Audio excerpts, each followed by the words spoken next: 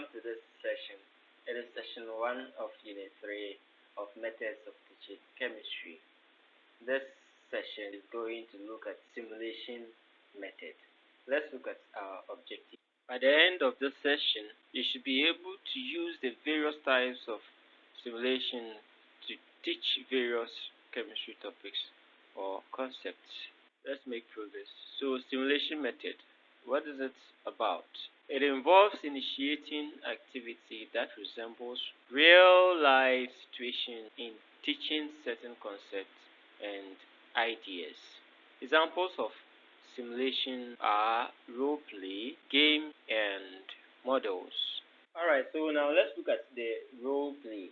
What is it about? The role play is a simulation technique that deliberately constructs approximation of real-life experience whereby the teacher describes a scenario and students act. We can talk about two forms of role play as follows.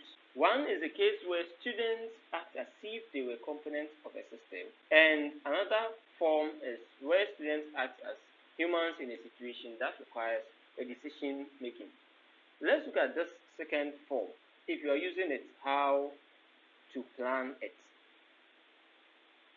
So you would follow these steps if you are using the second form. You are going to first of all create the role, and in creating the role you have to make sure that whatever activity that you are going to let the students role play it has a direct link with concept you have taught or presented, so that learning or effective learning can take place. So here we are going to take an example and go through using the steps, and this is the case that students are going to role play it. A soap factory is sited on a plot of land close to the only stream in the village, purchased from a local chief. 2 years down the line, the villagers begin to develop body rashes, which raise concern among the people. The problem is diagnosed as a water-related allergic condition. Consequently, some youth besieged the factory to demand that the factory be relocated, as it constitutes health hazard to the community.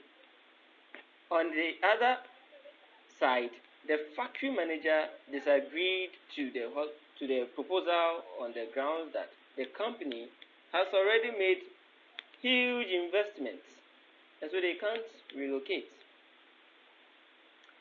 And at the time that the village head has to intervene.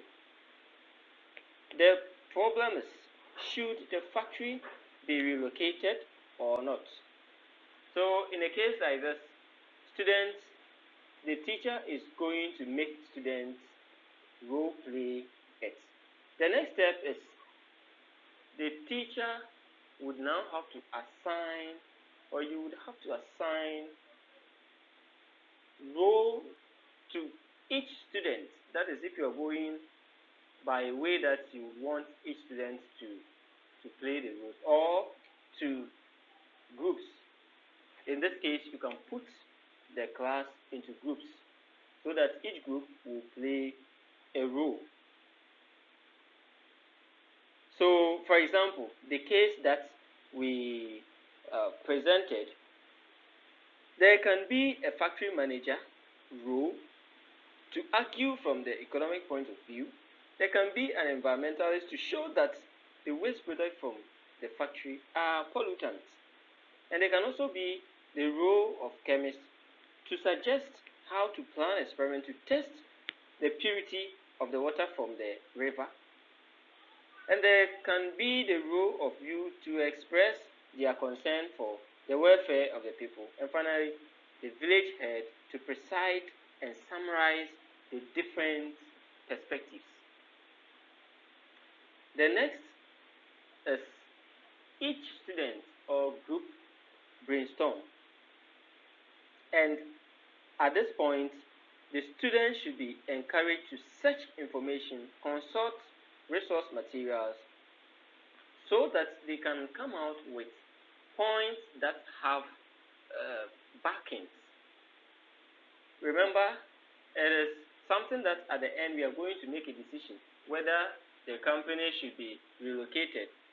Each of any decision that would be taken will have its own implications. It will have its own consequences.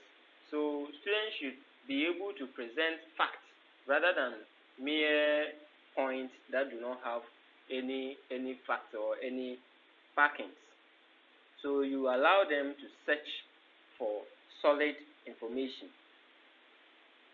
Then now, after getting their information and points together, they will now play the role. So here, you, the teacher, will have to set the play in motion and encourage each presenter to present the feeling of the group in proper context and provide convincing arguments. And you should as well ensure that there wouldn't be any form of insult. They are to present their points, their opinion, without insulting any group. Alright. So after they have played the role and they have made the presentations, then the leader summarizes the various presentations and the role play comes to an end. So if you want to use this second form, then that is how it is going to look like. We can talk about importance of role play, and one is that it helps students to develop analytical communication and decision making skills. It helps students to build confidence in discussions on science and society or societal issues. Let's proceed to look at the other simulation, that is games. Games are used to introduce a concept or reinforce learning or revise classwork.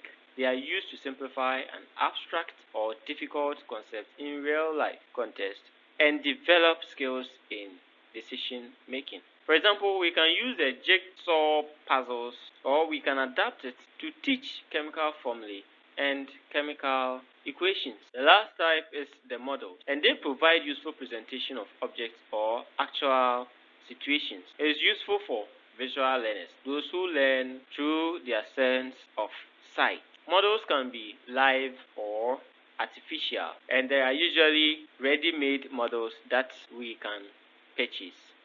There are some of the things that you'll be teaching about that you will not get the real object. Imagine teaching the solar system. I don't know how you get the solar system in the classroom, but there can be models that are ready made. You just purchase them, and then you use them. We end this session with these self-assessment questions. I urge you to try them.